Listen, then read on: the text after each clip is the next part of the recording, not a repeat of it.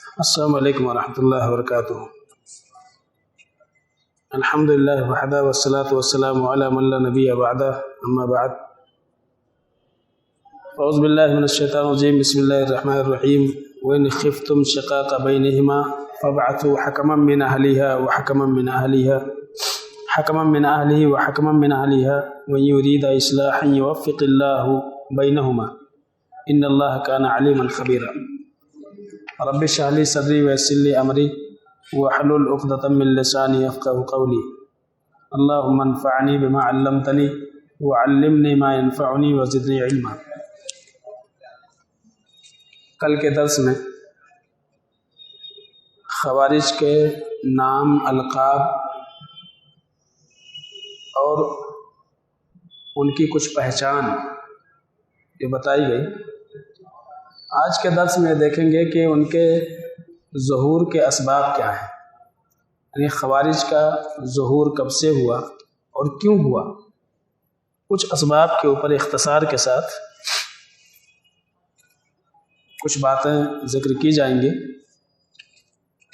تو سب سے پہلی چیز تو یہ ذہن میں رکھیں کہ خوارج کے ظہور سے متعلق اللہ کے نبی صلی اللہ علیہ وسلم نے پہلے ہی خبر دے دی تھی، اور اس فتنے کا جو بیج ہے وہ اللہ کے نبی صلی اللہ علیہ وسلم کے زمانے ہی میں بو دیا گیا تھا۔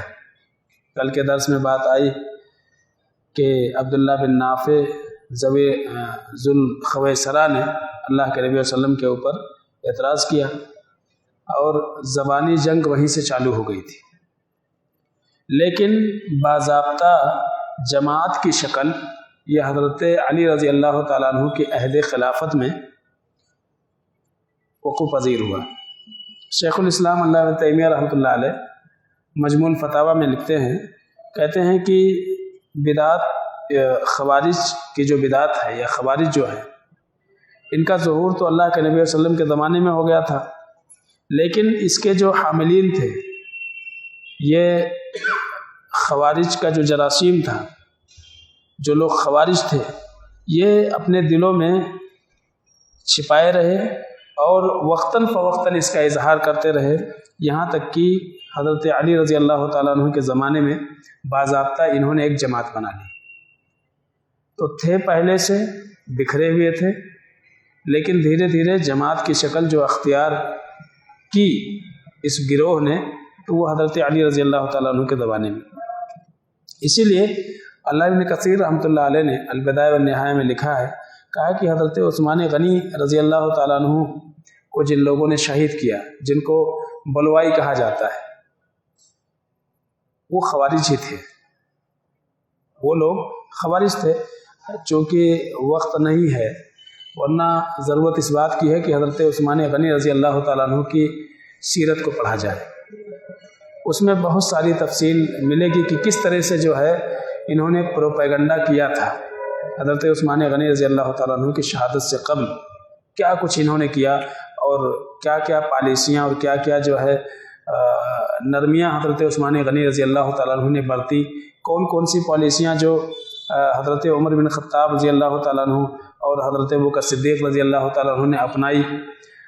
بعد میں عثمان غنی رضی اللہ تعالیٰ عنہ چونکہ رحم دل تھے، نرم مزاج تھے، انہوں نے بہت ساری پالیسیوں کو ختم کر دیا تھا، اور اسی وجہ سے جو ہے دشمنان اسلام کو سر اٹھانے کا موقع ملا۔ تو یہ ساری چیزیں بہرحال تفصیل کی ضرورت ہے۔ تو بتانا ہی مقصود ہے کہ حضرت عثمان غنی رضی اللہ تعالیٰ عنہ کے زمانے میں جن کو بلوائی کہا جاتا ہے، جن لوگوں نے آپ کی شہادت میں حصہ لیا، علامہ ابن کثیر رحمۃ اللہ علیہ کہتے ہیں کہ یہ خوارج ہی تھے، خارجی ہی لوگ تھے۔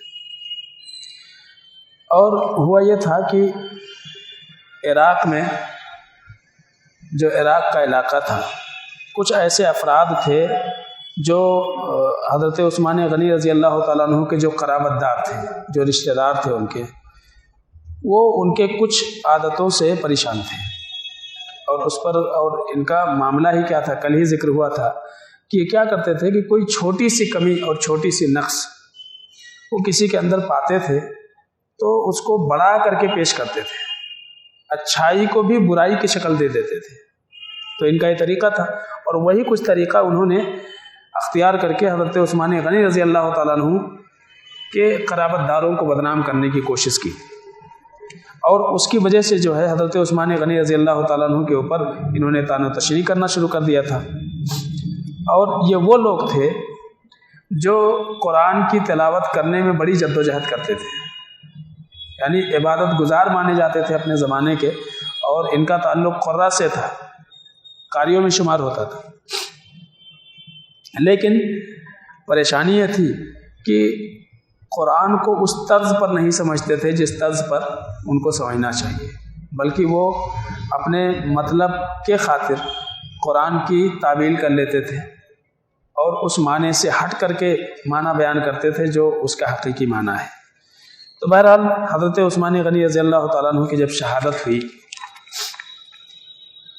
تو ان لوگوں نے حضرت علی رضی اللہ تعالیٰ عنہ کے شانہ بشانہ لڑائیوں میں حصہ لیا، انہی لوگوں نے، ان خوارجوں نے، اور اس کا مقصد یہ تھا کہ وہ لوگ حضرت عثمان غنی رضی اللہ تعالیٰ عنہ کو اور آپ کے جتنے بھی متبعین تھے سارے لوگوں کو کافر سمجھتے تھے، اسی لیے حضرت عثمان غنی رضی اللہ تعالیٰ عنہ کو انہوں نے شہید کیا، تو کافر سمجھتے تھے۔ اور یہ لوگ جو ہے حضرت علی رضی اللہ تعالیٰ عنہ کی امامت کو انہوں نے قبول کیا، اور جنگ جمل میں جو لوگ حضرت علی رضی اللہ تعالیٰ عنہ کے خلاف تھے ان کو بھی انہوں نے کافر قرار دے دیا، اور چونکہ وہ یہ سمجھتے تھے کہ وہ کافر ہیں اسی لیے حضرت علی رضی اللہ تعالیٰ عنہ کا ان لوگوں نے ساتھ دیا۔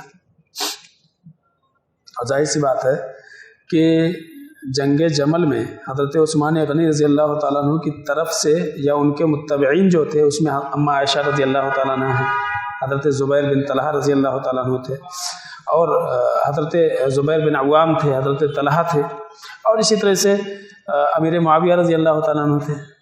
ان سارے لوگوں کو یہ کافر کہتے تھے، یہ لوگ کافر ہیں، اور اسی لیے حضرت علی رضی اللہ تعالیٰ عنہ کا ساتھ دیتے تھے چونکہ ان سے لڑ رہے تھے۔ اور ظاہر سی بات ہے جنگ جمل میں فتح ہوئی حضرت علی رضی اللہ تعالیٰ عنہ کو۔ پھر شام کا مسئلہ کہ امیر معاویہ رضی اللہ تعالیٰ عنہ شام کے گورنر تھے، عثمان غنی رضی اللہ تعالیٰ عنہ کے زمانے سے قبل، بلکہ حضرت عمر بن خطاب رضی اللہ تعالیٰ عنہ نے انہیں شام کا گورنر بنایا تھا۔ تقریباً 10,000 کا لشکر ان کے انڈر میں تھا، اسلامی فوج حضرت امیر معاویہ رضی اللہ تعالیٰ عنہ کے۔ تو ہوا یہ تھا کہ امیر معاویہ رضی اللہ تعالیٰ عنہ نے حضرت عثمان غنی رضی اللہ تعالیٰ عنہ کے خون کا مطالبہ کر دیا کہ بھائی ان کو شہید کیا گیا ہے۔ تو ان کا یہ کہنا تھا کہ جن لوگوں نے حضرت عثمان غنی رضی اللہ تعالیٰ عنہ کی شہادت میں حصہ لیا ہے فی الفور ان سے بدلہ لینا چاہیے، اور اسی مطالبے کے ضمن میں جنگ صفین کا معرکہ پیش آیا تھا جو حضرت علی رضی اللہ تعالیٰ عنہ اور امیر معاویہ رضی اللہ تعالیٰ عنہ کے درمیان ہوا، اسی کو جنگ صفین کہا جاتا ہے۔ تو یہ چیزیں ہوئی۔ اب حضرت امیر معاویہ یہ کہتے تھے کہ بھائی جو لوگ قتل میں شریک رہے، ان کے جن لوگوں نے فساد برپا کیا مدینے کے اندر، ان کو فی الفور سزا ملنی چاہیے۔ اور حضرت علی رضی اللہ تعالیٰ عنہ یہ کہتے تھے کہ نہیں، بلکہ جو ہے حالات اس طرح کے نہیں ہیں، تو انہوں نے ذرا تردد سے کام لیا، اور اسی لیے جو ہے حضرت امیر معاویہ رضی اللہ تعالیٰ عنہ نے حضرت علی کی بیعت سے انکار کر دیا، کہا بھائی جب تک بیعت اس وقت تک نہیں ہوگی جب تک کہ آپ قاتلین عثمان غنی رضی اللہ تعالیٰ عنہ کو آپ سزا نہیں دیں گے۔ تو یہ دونوں جنگیں چلتی رہیں، کئی مہینوں تک جاری رہیں۔ آخر میں ہوا یہ کہ شام والوں نے یہ مطالبہ رکھا کہ بھائی کیوں نہ ہم بیٹھ کر کے فیصلہ کر لیں، اور جو بھی فیصلہ ہوگا وہ کتاب اللہ کی روشنی میں ہوگا۔ تو اب حضرت علی رضی اللہ تعالیٰ عنہ کے بھی فوج کے جو لوگ تھے، جو خوارج تھے، وہ سارے کے سارے اکثر لوگ اس میں خوارج تھے، تو خوارجیوں نے سب سے پہلے اس کو قبول کیا، اور وہ قرآن کی آیت پڑھنے لگے کہ الم تر الی الذین اوتوا نصیبا من الکتاب، युदऊन इला किताबिल्लाह लियहकुम बैनहुम सुम्मा यतवल्ला फरीक़ुम मिनहुम हुम मुरिज़ून, कहा कि आप उन लोगों को नहीं देखते जिन्हें किताब का एक हिस्सा दिया गया, यानी किताब दी गई, और फिर उन्हें बुलाया जाता है इस बात की तरफ कि आओ तुम्हारे दरमियान जो झगड़े हैं उसका फैसला कर दिया जाए, तो वो लोग क्या करते हैं, यतवल्ला पीठ फेर करके भाग जाते हैं और एराज करते हैं। तो उन्होंने कहा कि भाई हम उन लोगों में से नहीं हैं, हम मानने को तैयार हैं, किताबुल्लाह की रोशनी में अगर फैसला हो रहा है तो हम मानने को तैयार हैं। अच्छा, अब हुआ ये कि फैसला कैसे होगा, तो शाम वालों ने हज़रत अली रज़ी अल्लाह तआला अन्हु के जानिब ख़त लिखा और कहा कि क्यों ना हम ऐसा करें कि एक एक हकम, एक आपके जानिब से रहें और एक हमारे जानिब से, और जो हकम रहें वो ऐसे लोगों को मुतय्यन किया जाए जो इन दोनों जंगों में शरीक ना हों। यानी बहुत सारे, यानी वो फितने ही का दौर था, बहुत सारे सहाबा ऐसे थे जिन्होंने शिरकत ही नहीं की थी इसमें, ना तो अली रज़ी अल्लाह तआला अन्हु की तरफ से थे और ना ही उस्मान गनी रज़ी अल्लाह तआला की तरफ से, उन्होंने शिरकत ही नहीं किया था। उन्हीं में से हज़रत अबू मूसा अशअरी रज़ी अल्लाह तआला अन्हु हैं और अमर बिन आस रज़ी अल्लाह तआला, जो उस वक्त गालिबन मिस्र के गवर्नर थे, मिस्र के गवर्नर थे अमर बिन आस रज़ी अल्लाह तआला। और जो कुछ हुआ, यानी आगे जब सीरत कभी मौका मिला पढ़ेंगे, तो एक ही रात में इन्होंने तकरीबन 4 लोगों को ही सुपारी दी थी खारजियों ने, 4 लोग बैक वक्त, हज़रत अली रज़ी अल्लाह तआला अन्हु, हज़रत अमीर मुआविया, अमर बिन आस और अबू मूसा अशअरी रज़ी अल्लाह तआला अन्हु। एक ही रात, एक ही वक्त में फजर की नमाज में इनके ऊपर हमला करना है, जिसमें हज़रत अली रज़ी अल्लाह तआला अन्हु की शहादत हो गई। तो इतने ख़तरनाक लोग थे ये, एक ही रात जो है इतना, उस ज़माने में भी, यानी आप सोचिए कि किस कदर जो है मुनज़्ज़म तरीके से इन्होंने साजिश किया था। तो कहते हैं फिर ये हुआ कि भाई अब हकमैन मुतय्यन किया जाए। तो हुआ ये कि ये बात तय हो गई कि ठीक है, दोनों की जानिब से एक एक हकम मुतय्यन हो जाएं, और हो ये कि इराक़ और शाम के दरमियान किसी एक मुकाम पर दोनों आकर के मिलें, फ़ौजें वहाँ से वापस चली जाएं, जंग की ज़रूरत नहीं है, और ये है कि कोई ना कोई यहाँ एक फ़ैसला ज़रूर होगा, और उसके बाद जो है फिर देखा जाएगा मामला क्या है। तो बहरहाल हज़रत अली रज़ी अल्लाह तआला अन्हु और अमीर मुआविया रज़ी अल्लाह तआला अन्हु वापस लौट गए और एक मुतय्यन कर लिया गया एक वक्त। तो कहते हैं कि उस वक्त जो है ये खवारिज, जो लोग हज़रत अली रज़ी अल्लाह तआला अन्हु के साथ में थे, बाद रिवायतों के मुताबिक इनकी तादाद 8,000 या 6,000 या 10,000 थी। जब इन्होंने ये सुना कि हकम अबू मूसा अशअरी और इसी तरह से जो है अमर बिन आस को बनाया जा रहा है, तो फ़ौरन इन्होंने साथ छोड़ दिया और वही नारा लगाना शुरू कर दिया, ला हुक्मा इल्ला लिल्लाह, और वहीं से कहा कि ये लोग जो है काफिर हो गए। और उसके बाद फिर हुआ ये कि इन्होंने हज़रत अली रज़ी अल्लाह तआला अन्हु के ख़िलाफ़ प्रचार करना शुरू कर दिया और ये कहा कि हज़रत अली रज़ी अल्लाह तआला अन्हु ने हुकूमत से तौबा कर ली है, काफिर हो गई। जब ये खबर हज़रत अली रज़ी अल्लाह तआला अन्हु को लगी तो उन्होंने खुतबा दिया और इस बात का रद्द किया कि भाई हमने अपनी इमारत छोड़ी नहीं है। हाँ, और उसी दौरान जो है इन लोगों ने क्या किया, मस्जिद के गोशे में, वहाँ भी कूफा की मस्जिद में, और नारा लगाना शुरू कर दिया, ला हुक्मा इल्ला लिल्लाह। हज़रत अली रज़ी अल्लाह तआला अन्हु, वही मौका था जब आपने कहा कि तुम्हारा कलेमा जो तुम कह रहे हो बिल्कुल सही है, लेकिन तुम्हारी मुराद गलत है।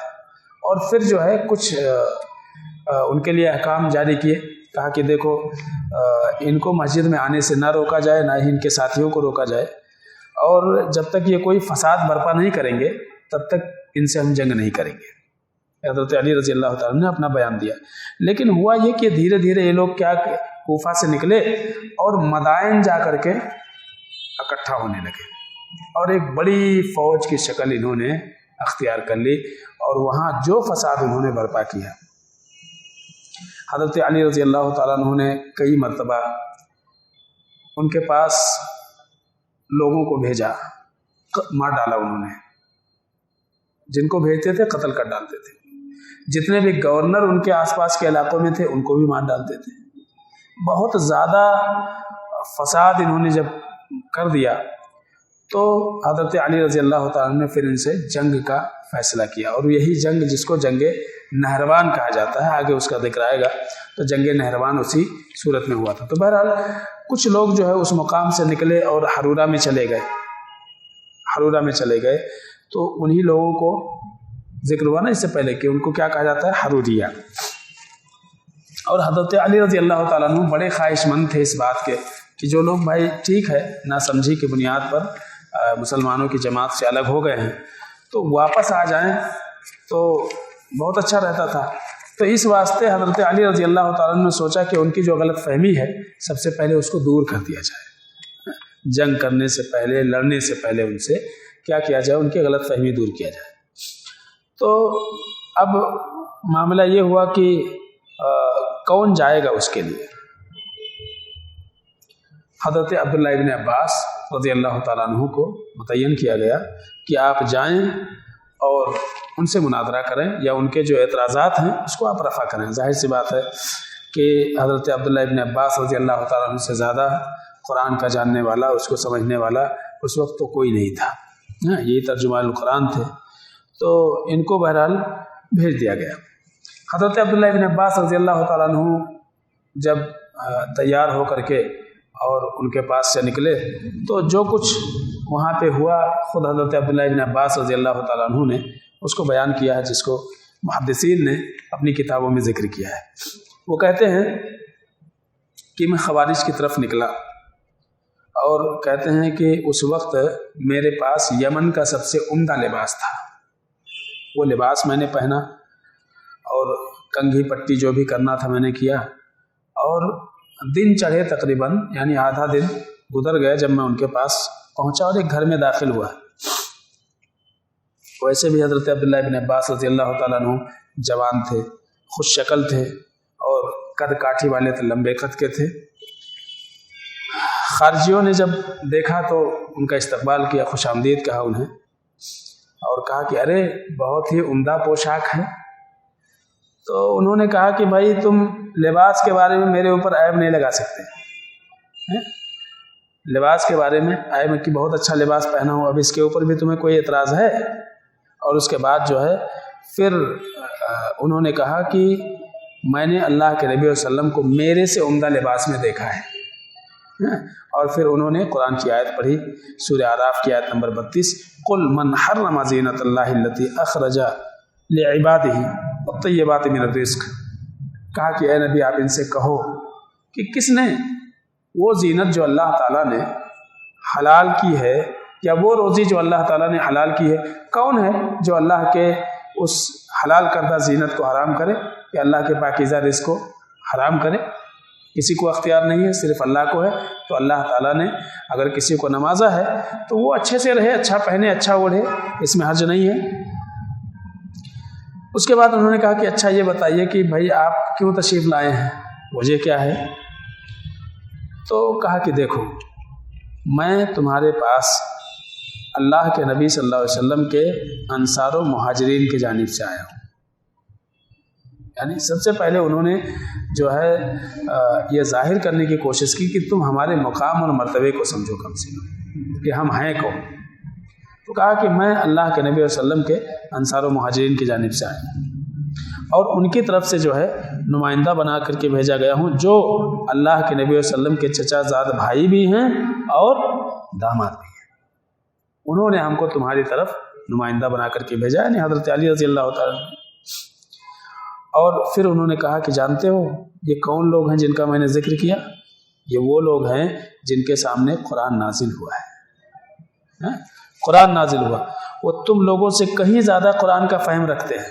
जो तुम उनको सुनाते हो कि ला हुक्मा इल्ला लिल्लाह, तुमसे कहीं ज़्यादा कुरान का वो इल्म रखते हैं। उनके पास से मैं आया हूँ और मैं ये महसूस करता हूँ कि उनमें से किसी एक जैसा भी तुम्हारे अंदर कोई नहीं है, सहाबा जैसा कोई भी तुम्हारे। इसीलिए अहले इल्म कहते हैं कि एक भी सहाबी خوارج میں نہیں تھے. اس جماعت میں جو 7-8 ہزار چھوڑ کر کے آئے تھے ایک بھی صحابی رسول نہیں تھا اس میں. تو کہا کہ یاد رکھو تم میں سے ایک بھی شخص ان کے جیسا تمہارے درمیان موجود نہیں ہے. اور میں اس لیے آیا ہوں کہ تاکہ جو ان کا پیغام ہے میں تمہیں دوں اور تم جو کچھ کہو گے وہ میں ان تک پہنچاؤں گا. بس یہی میرا کام ہے, اس لیے میں آیا ہوں. تو بہرحال کہتے ہیں کہ کچھ افراد مجھ سے بات چیت کرنے کے لیے آگے آئے اور میں نے کہا کہ دیکھو تم لوگ اللہ کے نبی صلی اللہ علیہ وسلم کے چچا زاد بھائی اور ان کے داماد ان کی تنقید کرتے ہو, ان کی برائی کرتے ہو. لاؤ بتاؤ مجھے آخر کیا کمیاں ہیں ان کے اندر, کیوں ایسا کرتے ہو تم لوگ. تو انہوں نے کہا کہ دیکھو 3 وجہ ہے, 3 وجہ ہے جس کی وجہ سے جو ہے ہم ایسا کرتے ہیں. کہا ٹھیک ہے بتائیے.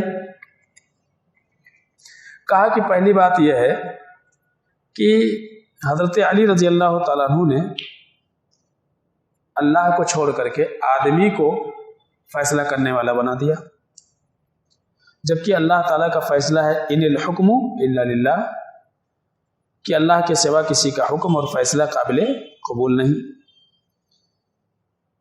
اچھا, کہا کہ یہ تمہاری پہلی وجہ. اچھا اور کیا ہے؟ تو کہا دوسرا بھی ہے. کہا دوسرا کیا ہے؟ کہا دوسرا یہ ہے کہ حضرت علی رضی اللہ تعالیٰ عنہ نے جنگ کیا, جنگ جمل یا جنگ صفین, جو بھی دونوں میں. اب جب جنگ کیا ہے تو ہم نے دیکھا نہ تو مال غنیمت لوٹا انہوں نے اور نہ ہی کسی کو قیدی اور غلام بنایا. تو یہ کیسی جنگ ہوئی بھائی؟ عام طور سے جنگ اس لیے کیا جاتا ہے کہ جنگ میں جب سامنے والے کو شکست ہوتی ہے تو اس کے جو مال ہے وہ فاتحین کیا ہو جاتا ہے اور ان کے عورتیں اور ان کے مرد جو ہے غلام بنا لیے جاتے ہیں, عورتیں جو ہے وہ لوڈی بنا لی جاتی ہیں, قیدی بنا لی جاتی ہیں. تو ایسا تو کچھ ہوا نہیں. اگر وہ کافر تھے تو ان کا مال, ان کی عورتیں سب ہمارے لیے حلال تھی, ہم جنگ میں تھے. اور اگر وہ کافر نہیں تھے تو انہوں مسلمان ہو کر کے ایک مسلمان سے لڑے کیسا؟ دیکھ کتنا خطرناک سوال ہے. یعنی کسی ایک کو تو ماننا پڑے گا. اگر وہ مسلمان ہے تو تم لڑ رہے, اس کا مطلب تم کافر ہے. اور اگر تم مسلمان ہیں اور وہ کافر ہے تو پھر مال غنیمت ہونا چاہیے اور ان کے جو بھی قیدی پکڑے گئے وہ غلام بنا لیے جائے, ان کی عورتیں جو ہے غلام بنا لی جائے. کہا اچھا تیسرا بتاؤ. تو کہا تیسرا یہ ہے کہ حضرت علی رضی اللہ تعالیٰ عنہ نے اپنے آپ کو اپنے عہدے سے کیوں ہٹا لیا؟ اگر وہ مسلمانوں کے امیر نہیں ہیں تو پھر کافروں کے امیر ہیں. یعنی یا تو مسلمان اور یا تو پھر کافر, دو ہی لوگ ہیں. تو اگر بھائی مسلمان کے امیر نہیں رہے تو پھر کافروں کے امیر ہو گئے. حضرت علی رضی اللہ تعالیٰ عنہ نے حضرت عبداللہ بن عباس رضی اللہ تعالیٰ عنہ نے تینوں اعتراض ان کے سنے. کہا اور کوئی بات ہے؟ کہا کہ نہیں, بس یہی. انہوں نے کہا کہ دیکھو سب سے پہلی چیز تو یہ, میں یہ چاہتا ہوں تم لوگوں سے ایک وعدہ یہ کہ اگر تمہارے جو اعتراضات ہیں اس اعتراض کے جواب میں اگر میں قرآن کی کوئی آیت پڑھوں گا یا اللہ کے نبی صلی اللہ علیہ وسلم کی کوئی حدیث سناؤں گا تو تم مانو گے کہ نہیں مانو گے؟ تو بھی بات آگے بڑھے. بھائی بطور دلیل اور ثبوت کے یہی دو ماخذ ہیں اصل. اگر تم ان کو نہیں مانو گے, عقل لڑاؤ گے تو کیا فائدے کا؟ پھر تم سے بات کر کے کوئی فائدہ ہی نہیں. تو سب سے پہلے تم اس بات کا اقرار کرو. تم دعوے دار ہو نا قرآن کے جو قرآن کو نہ مانے وہ کافر ہو جاتا ہے. تو میں وہی بات کر رہا ہوں کہ تمہارے جو اعتراضات ہیں وہ اعتراضات کو دور کرنے کے خاطر اگر میں قرآن کی کوئی آیت پڑھوں گا یا اللہ کے نبی صلی اللہ علیہ وسلم کی کوئی حدیث تمہارے سامنے پیش کروں گا تو تم مانو گے کہ نہیں مانو گے؟ پہلے اس بات کا اقرار کرو، اور تم اپنے اس اعتراض سے رجوع کر لو گے؟ تو انہوں نے کہا کہ بالکل رجوع کر لیں گے، آپ قرآن پڑھیں گے، ہم کیوں نہیں مانیں گے قرآن کو؟ ٹھیک ہے، کہا ٹھیک ہے، تمہارا جو ہے پہلا اعتراض جو تھا کہ حضرت علی رضی اللہ تعالیٰ عنہ نے اللہ کو چھوڑ کر کے 2 آدمیوں کو حکم بنا لیا، اس پر تمہارا اعتراض ہے، اور تم اس پر قرآن کی آیت پڑھ رہے ہو۔ چلو ٹھیک ہے، اب جو ہے یہ بتاؤ، میں جو آیت پڑھ رہا ہوں اس آیت کا مفہوم بتاؤ بھائی، اور پھر انہوں نے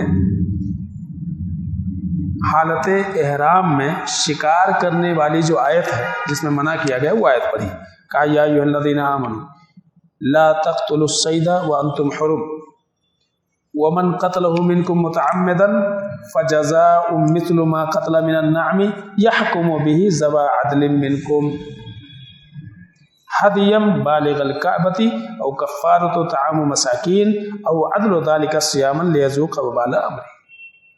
یہ سورہ مائدہ کی آیت نمبر 95 ہے۔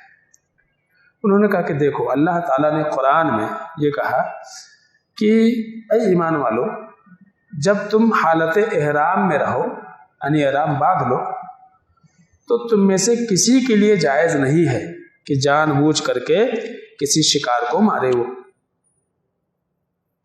اگر تم میں سے کسی نے حالت احرام میں جان بوجھ کر کے شکار کر لیا تو اس کا فیصلہ تمہارے میں سے 2 لوگ کریں گے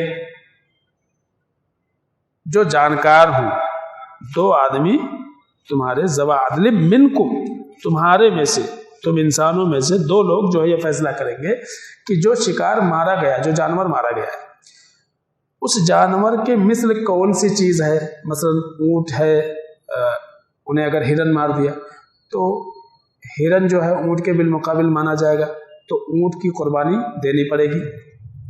اس سے اور چھوٹا کوئی جانور مارا ہے تو گائے، اس سے چھوٹا اور کوئی جانور مارا تو بکری۔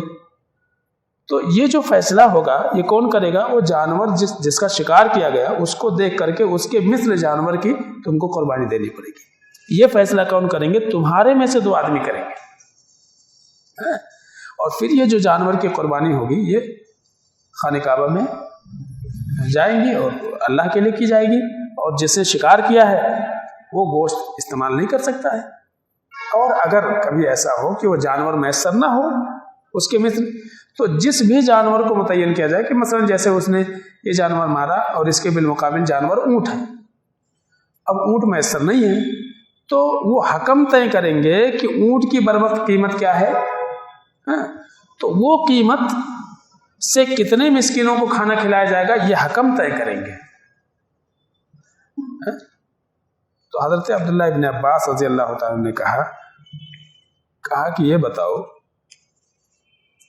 کہ چمنی بھر کی چیز، یعنی انہوں نے کہا کہ 1/4 درہم، آج کے اس میں کہا جی چمنی بھر کی چیز، اس کا فیصلہ کون کر رہے ہیں؟ 2 آدمی، اور یہ اللہ کا حکم ہے، اور یہاں اتنا بڑا مسئلہ ہے امت مسلمہ کا آپس کا، اور یہ فیصلہ جو ہے مسلمان نہ کرے، چھوڑ دے اس کے ویسے ہی۔ تو ایک چھوٹی سی چیز کے لیے اللہ تعالیٰ نے کس کو حکم بنایا؟ آدمیوں کو حکم بنایا۔ تو اب یہ بتائیے کہ یہ زیادہ افضل کام ہے کہ مسلمان جو آپس میں خون خرابے کے اندر مبتلا ہے ان کا فیصلہ کروانا افضل ہے کہ وہ چونی بھر کی چیز کا فیصلہ جو ہے کروانا؟ کہا یہ تو بات بالکل صحیح ہے۔ تو کہا مانتے ہو نا کہ جو حکم بنایا گیا دونوں جانب سے ان کا کہنا اور بنانا درست تھا؟ کہا کہ ہاں بالکل درست تھا، مان لیا انہوں نے۔ کہا ایک مثال اور پھر انہوں نے سورہ نساء کی آیت نمبر 35 پڑھی۔ کہا وَإِنْ خِفْتُمْ شِقَاقَ بَيْنِهِمَا فَابْعَثُوا حَكَمًا مِّنْ أَهْلِهِ وَحَكَمًا مِّنْ أَهْلِهَا۔ کہا کہ اگر ان دونوں کے درمیان مخالفت سے ڈرو، یعنی میاں بیوی آپس میں اختلاف کر لیں، تو ایک منصف مزاج انسان عورت کی جانب سے طے کیا جائے اور ایک مرد کی جانب سے طے کیا جائے۔ إِن يُرِيدَا إِصْلَاحًا اگر میاں بیوی واقعی چاہتے ہیں کہ ان کے درمیان جو رنجشیں ہیں وہ دور ہو جائیں اور صلح ہو جائے تو اللہ تعالیٰ ضرور صلح کی توفیق دے دے گا۔ عبداللہ ابن عباس کہتے ہیں کہ یاد رکھو، اللہ کا واسطہ دے کر کے تم سے پوچھ رہا ہوں کہ آدمیوں کا باہم صلح اور خون خرابے سے روکنے کے لیے اللہ عز و جل کے حکم کے مطابق فیصلہ کرنا زیادہ افضل ہے کیا ایک عورت کے بارے میں؟ بتاؤ ذرا تم۔ انہوں نے کہا کہ ہاں بالکل، آپ نے بالکل صحیح بات کہی۔ تو 2 آیتیں انہوں نے پڑھی اور اس سے وہ جو ان کا اعتراض تھا کہ ان الحکم الا للہ وہ دور ہو گیا۔ اس کے بعد جو ہے انہوں نے کہا کہ اچھا تمہارا دوسرا اعتراض یہ تھا کہ حضرت علی رضی اللہ تعالیٰ عنہ نے جنگ کی لیکن قیدی نہ بنائی، مال غنیمت نہ لوٹا، تو مجھے یہ بتاؤ کہ یہ کہہ کر کے تم اماں عائشہ کو گالی نہیں دے رہے؟ کیونکہ اماں عائشہ کس کی طرف سے تھیں؟ امیر معاویہ رضی اللہ تعالیٰ عنہ کی طرف سے تھیں۔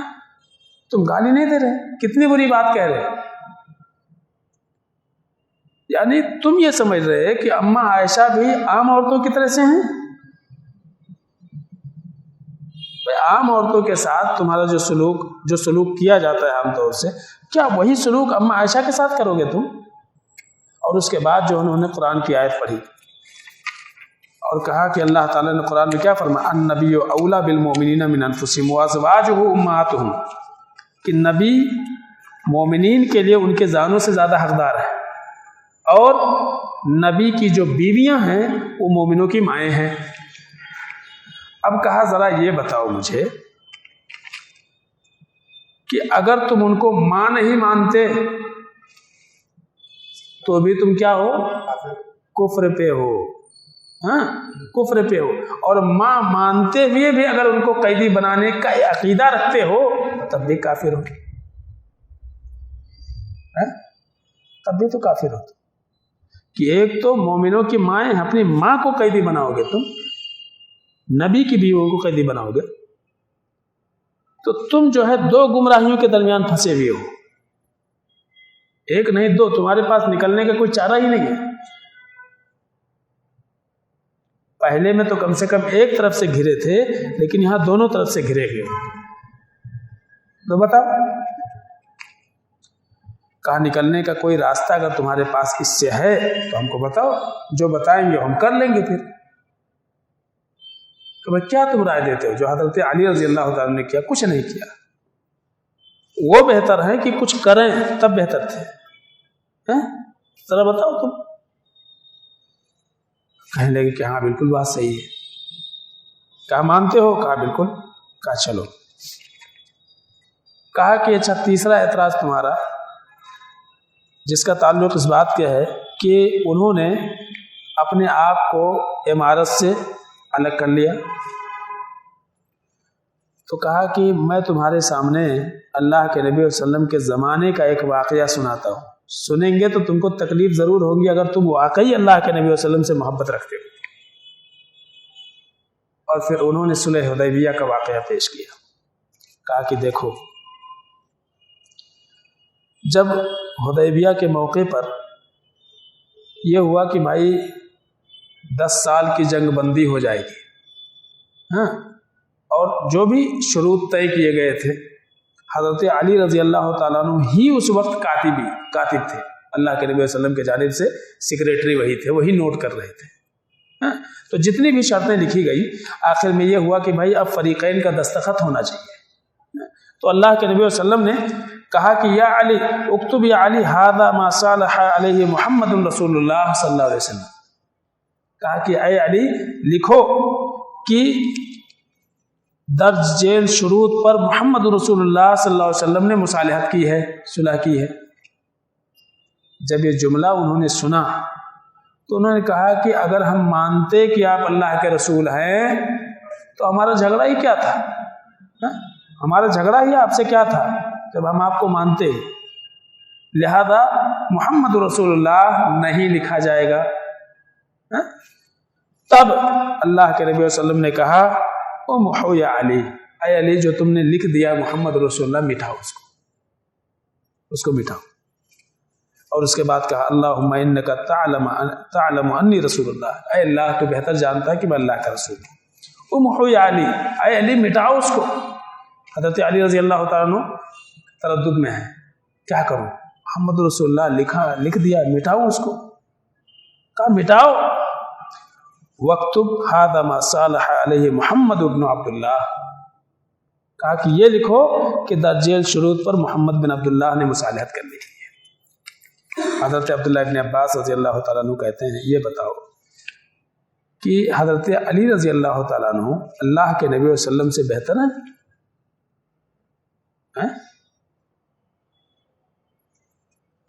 اور وقتی طور پر اللہ کے نبی صلی اللہ علیہ وسلم نے محمد رسول اللہ کو اگر مٹا دیا تو کیا نبوت اور رسالت کے منصب سے خارج ہو گئے؟ تو اگر وہ خارج نہیں ہوئے تو حضرت علی رضی اللہ تعالیٰ عنہ کیسے اپنی امارت سے خارج ہو گئے؟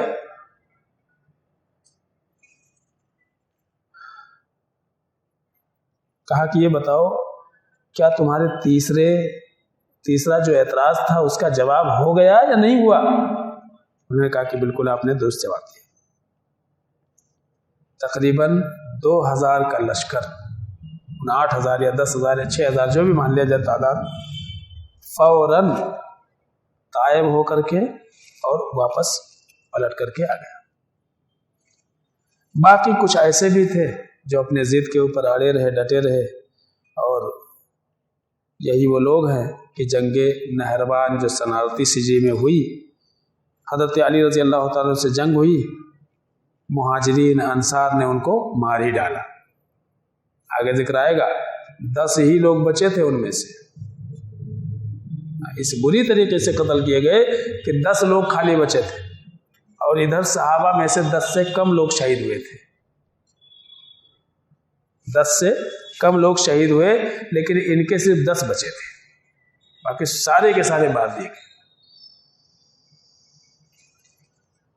تو بہرحال یہ وہ مناظرہ تھا جو حضرت عبداللہ ابن عباس رضی اللہ تعالیٰ عنہ نے خوارج کے ساتھ کیا۔ ابھی اس میں بہت ساری باتیں ہیں کہ اگر اس پر ہم غور کریں تو بہت ساری چیزیں ہم کو سیکھنے کو اس میں ملیں گے۔ انشاءاللہ کل کے درس میں بات آئیں گی کہ جو مناظرہ ہوا تھا اس مناظرے میں ہمارے لیے کیا نصیحتیں ہیں، تو انشاءاللہ اس کے تعلق سے بھی کچھ باتیں آئیں گی۔ اللہ سے دعا ہے کہ العالمین ہم سب کو صحیح سمجھ کی توفیق عطا فرمائے، آمین یا رب العالمین۔